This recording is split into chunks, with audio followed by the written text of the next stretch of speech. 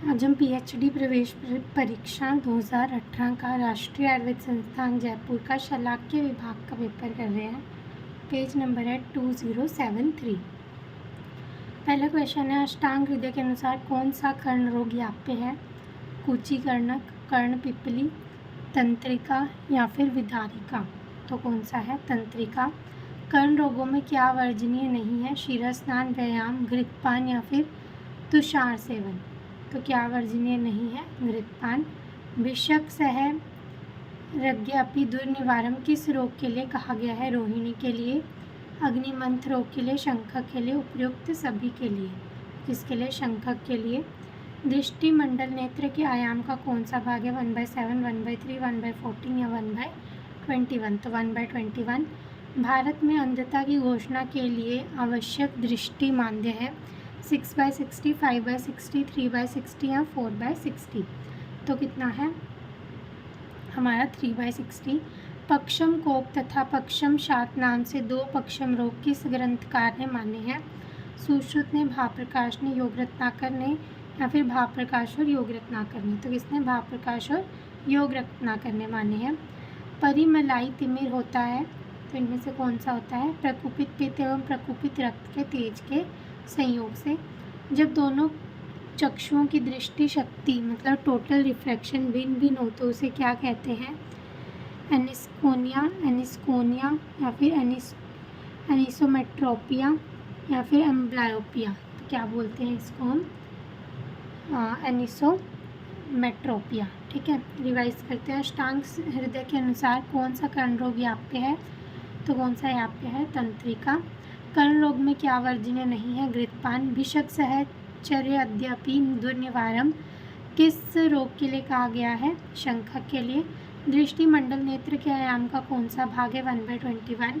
भारत में अंधता की घोषणा के लिए आवश्यक दृष्टि मानदेय है तो कितना है हमारा? 3/60। पक्षम कोप तथा पक्षम शात नाम से दो पक्षम रोग किस ग्रंथकार ने माने हैं? भाप्रकाश और योग रत्नाकर। परिमिलाई तिमिर होता है प्रकुपित पित्त एवं प्रकुपित रक्त के तेज के संयोग से। जब दोनों चक्षुओं की दृष्टि शक्ति भिन्न भिन्न हो तो उसे क्या बोलते हैं? एनिसोमेट्रोपिया। आगे देखते हैं। तेल आदि से कर्ण पूरण का उपयुक्त समय है भोजन से पूर्व, पश्चात, सूर्योदय के समय या फिर सूर्यास्त के बाद? तो क्या है? सूर्यास्त के बाद। दीपिका तेल का उपयोग शास्त्र में किस कार्य हेतु बताया गया है? सूर्यव्रत में नस्य हेतु, कर्णशूल में वेदना शमन हेतु, प्रतिमर्श नस्य हेतु या फिर मुख पीड़िका में अभ्यंग हेतु? तो कब किसके लिए बताया? कर्णशूल में वेदना शमन हेतु। नासा शिराओं में कितनी नासिक शिराएं अवैध हैं? 6, 4, 8 या फिर 10? तो कितनी अवैध हैं? 4। आचार्य चरक के अनुसार घ्राण इंद्रिय की उत्पत्ति गर्भ के किस मास में होती है? दूसरे मास में, तीसरे मास में, चौथे मास में या पांचवें मास में? तो किसमें? तीसरे मास में। नासा प्रतिनाह में संप्राप्ति इस प्रकार होती है। व्यान वायु कफ से आवृत होती है, प्राण वायु कफ से आवृत होती है, उदान वायु कफ से आवृत होती है, समान वायु कफ से आवृत होती है? तो क्या होता है इसमें? उदान वायु जो है वो कफ से आवृत होती है। एडिनॉइड वृद्धि किस अवस्था में सर्वाधिक होती है? 2 से 4 वर्ष, 4 से 6, 5 या फिर 7? तो किस में होती है? 4 से 6 वर्ष में। यूस्टेशियन नली के खुलेपन की जांच किस परीक्षा विधि से की जाती है?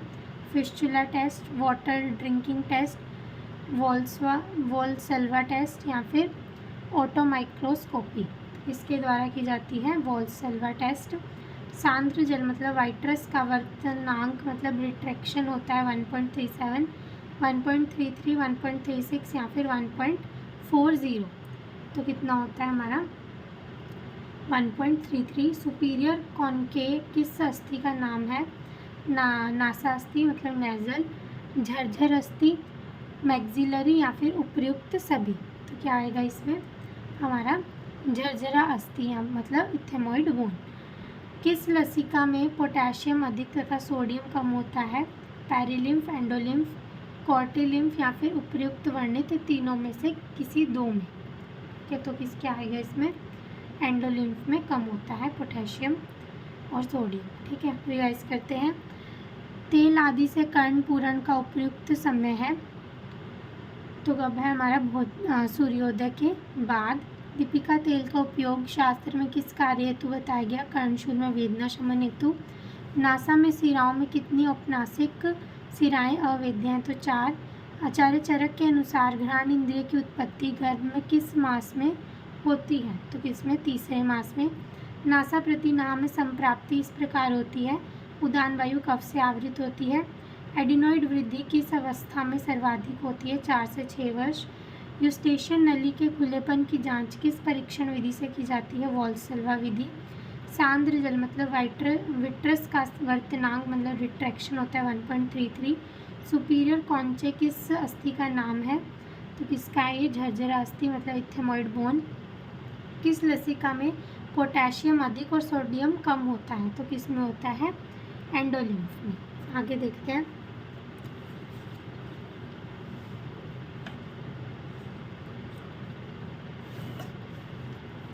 आगे सुश्रुत संहिता के अनुसार कौन सा सवर्ण शुक्र जो है वो असाध्य होता है? दृष्टिमंडल के समीप ना हो, जो गंभीर नहीं हो, द्वित्वगत हो, युग्म शुक्र नहीं हो। तो कौन सा होता है? द्वित्वगत हो। अधोलिखित व्याधियों में से किस व्याधि में वमन कराना चाहिए? तिमिर, कर्णकंडु, अर्दित या फिर आक्षेपक। तो किसमें कराना चाहिए? कर्णकंडु में। कंडक्टिव डेफनेस में बोन कंडक्शन कर्व ऑडियोग्राफी निम्न में से किस स्थिति में नीचे हो जाती है? 50 हर्ट्ज में, 1000, 2000 या फिर 4000 में। तो किस में हो जाती है? 2000 हर्ट्ज में। यूस्टेशियन ट्यूब की लंबाई होती है तो कितनी होती है लंबाई? 3 से 3.8 सेंटीमीटर। पथ्यादिक वात को शिरोरोग नाश के लिए गुड़ के साथ लेने का निर्देश किस ग्रंथ का है? चरक, सुश्रुत, वाग्भट या फिर षाडंगर। तो किसका है? षाडंगर का। चक्रदत्त उक्त षडबिंदु तेल का पाक किस औषधि के स्वरस में किए जाने का विधान है? हरितकी स्वरस, भृंगराज स्वरस, आर्द्रक स्वरस या फिर आम्लकी स्वरस। तो क्या आएगा इसमें? भृंगराज स्वरस। तिमिर रोग में कौन सा शाक पथ्य है? तो कौन सा शाक तिमिर रोग में पथ्य है? जीवंती, तुंडलीक, कारकोटक या फिर करेला, बैंगन, उपयुक्त दोनों या फिर दोनों में से कोई नहीं। तो उपयुक्त दोनों समूह पथ्य हैं। तथा परिपोट व्याधि है। परिपोट कहाँ की व्याधि? नासागत, कर्ण रोग, मुख रोग या फिर तालु रोग। तो क्या है? कर्ण रोग। वातयुक्त पित्त वाले उदर व जत्रुगत रोगों में किस स्नेह का नस्य बताया गया है? घृत का, वसा का, मज्जा का या फिर चारों स्नेह से युक्त का। तो किसका? मज्जा का। वातयुक्त पित्त वाले उदर जत्रुगत रोगों में मज्जा का नस्य बताया है। रिवाइज करते हैं। सुश्रुत संहिता के अनुसार कौन सा सवर्ण शुक्र असाध्य होता है? तो द्वित्वगत। अधोलिखित व्याधियों में से किस व्याधि में वमन कराना चाहिए? कर्णकंडु। कंडक्टिव डेफनेस में बोन कंडक्शन कर्व ऑडियो ग्राम में किस स्थिति में नीचे चला जाता है? तो किस में चला जाता है? 2000 हर्ट्ज में। यूस्टेशियन ट्यूब की लंबाई होती है 3 से 3.8 सेंटीमीटर। पथ्यादिक वात को शिरोरोग नाश के लिए गुड़ के साथ लेने का निर्देश किस आचार्य का है? षाडंगर। चरकोक्त षडबिंदु तेल का पाक किस औषधि के स्वरस में किए जाने का विधान है? भृंगराज स्वरस। तिमिर रोग में कौन सा शाक पथ्य है? जीवंती, तुंडलीक, करकोटक, कारवेलक और वातार्क। परिपोट व्याधि है कर्ण रोग। वातयुक्त पित्त वाले उदर जत्रुगत रोगों में किस स्नेह का नस्य बताया है? मज्जा का। आगे देखते हैं।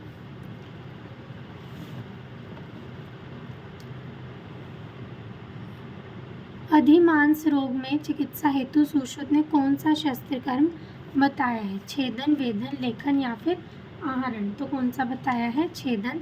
चक्रदत्त में बताए गए त्रिफला घृत का सेवन काल है? प्रागभुक्त, प्रातः भोजन के बाद, निशामुख या फिर दिन का तृतीय पहर। तो क्या आएगा इसमें? निशामुख। डैश ईधा तेजो भीर्वये किसके लिए कहा गया है? चक्षु के लिए। बुद्धि वैशेषिक आलोचिक पित्त के लिए, दृष्टि के लिए या फिर आत्मा के लिए। तो किसके लिए कहा गया है? दृष्टि के लिए। दंत वैदर्भ व्याधि है जन्मजात। अभिघातज दंतमूल, पित्तज दंत रोग या फिर अति कष्ट साध्य दंत रोग। तो कौन सी है ये? अभिघातज दंतमूल व्याधि। दंत रोगों में क्या वर्जनीय नहीं है? अम्ल फलों का सेवन, स्निग्ध अन्न सेवन, शीत अम्बुपान या फिर दंत धावन। तो क्या है ये? स्निग्ध अम्ल सेवन। सामान्य कार्यों के लिए सामान्य श्रवण क्षमता होती है 0 से 25 डेसिबल, 26 से 40 डेसिबल, 41 से 55 डेसिबल या फिर 56 से 70 डेसिबल। तो कितनी होती है? 0 से 25 डेसिबल। किस ग्रंथकार द्वारा उत्कट व्याधि में रात्रि में भी नस्य का प्रयोग बताया गया है? षडंगर, वाग्भट, माधव या फिर चरक। तो किसमें बताया गया है? षडंगर में। तिमिर रोग कौन सी व्याधि है? पित्तजनानात्मज, कफनानात्मज, वातजनानात्मज या फिर आगंतुज व्याधि। तो कौन सी है ये? वातजनानात्मज। तिमिर रोग में किस कर्म का निषेध है? स्नेहन व विरेचन, स्नेहन व रक्त मोक्षण, वमन और स्वेदन या फिर बस्ती और रक्त मोक्षण। तो किसका निषेध है? वमन और स्वेदन का। सप्तमृत लोह का शास्त्रोक्त औषध काल है? भोजनांत, प्राग भुक्त, दिनांत या फिर उपयुक्त में से कोई नहीं। तो क्या आएगा इसमें? दिनांत। पुटक रोग का उल्लेख किस ग्रंथकार ने किया है? चरक ने, सुश्रुत ने, वाग्भट ने या फिर दलहन ने। तो किसने किया है? वाग्भट ने। रिवाइज करते हैं। अधिमास रोग में चिकित्सा हेतु सुश्रुत ने कौन सा शस्त्रगण बताया? छेदन। चक्रदत्त में बताए गए त्रिफला घृत का सेवन काल है? निशामुख। डैश इधा तेजो भीरवय किसके लिए कहा गया है? तो किसके लिए? दृष्टि के लिए। दंत व दर्भ व्याधि है हमारी अभिघातज दंतमूल व्याधि। दंत रोगों में क्या वर्जनीय नहीं है? तो क्या वर्जनीय नहीं है? स्निग्ध अन्न सेवन। सामान्य कार्यों के लिए सामान्य श्रवण क्षमता होती है कितनी? 0 से 25 डेसिबल। किस ग्रंथकार द्वारा उत्कट व्याधि में रात्रि में भी नस्य का प्रयोग बताया गया है? तो किसमें बताया गया है? किसने बताया है? षडंगर ने। तिमिर रोग कौन सी व्याधि है? तो तिमिर कौन सी है? वातनानात्मज व्याधि है। तिमिर रोग में किस कर्म का निषेध है? तो तिमिर रोग में वमन व स्वेदन का निषेध है। सप्तामृत लोह का शास्त्रोक्त औषध काल क्या है? तो क्या है? दिनांते। पुटक रोग का उल्लेख किस ग्रंथकार ने किया है? तो किसने? वाग्भट ने किया है। आगे देखते हैं।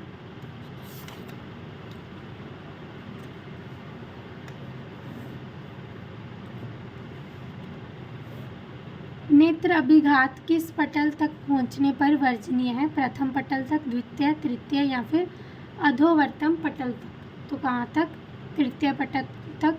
कर्णशूल रोग में शूल का कारण क्या है? वात का विमागमन, वात का वातपित्त कफ से आवृत होना, वात का अन्य वायु से आवृत होना या फिर उपयुक्त तीनों का। तो उपयुक्त तीनों का।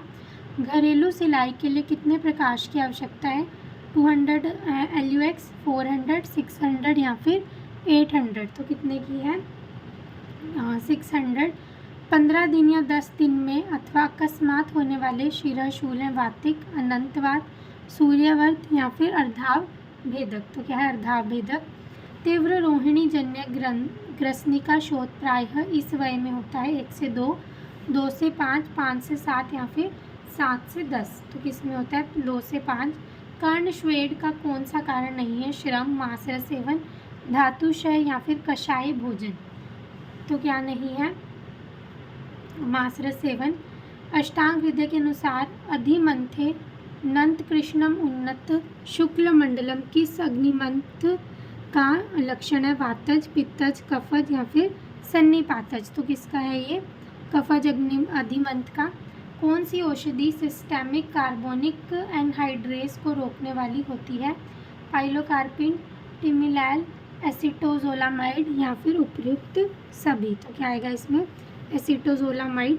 एक फोकल लाइन दृष्टि वितान मतलब रेटिना के आगे और दूसरी इसके पीछे बनती है। इस विकृति को क्या कहते हैं? कंपाउंड एस्टिग्मेटिज्म, मिक्स्ड, सिंपल या फिर इरेगुलर। तो क्या है ये? एक मिक्स्ड एस्टिग्मेटिज्म है। शिरोविरेचन नस्य की सुश्रोक्त मध्यम दोष एवं मध्य बल के लिए मात्रा है 4, 6, 8 या फिर 10 बिंदु। तो कितनी है? 6 बिंदु। रिवाइज करते हैं। नेत्र अभिघात किस पटल तक पहुंचने पर वर्जनीय है? तृतीय पटल तक। कर्णशूल रोग में शूल का कारण है सभी। घरेलू सिलाई के लिए कितने प्रकाश की आवश्यकता होती है? 600 LUX। 15 दिन या 10 दिन के में अथवा अकस्मात होने वाला शिरशूल है अर्धाभेदक। तीव्र रोहिणी जन्य ग्रसनी का शोध प्रायः किस वय में होता है? 2 से 5 वर्ष। कर्णश्वेड का कौन सा कारण नहीं है, तो कौन सा नहीं है? मासरस सेवन। अष्टांग हृदय के अनुसार अधिमंते नंत कृष्णम उन्नतम शुक्ल मंडम किस अधिमंत का लक्षण है? कफज अधिमंत का।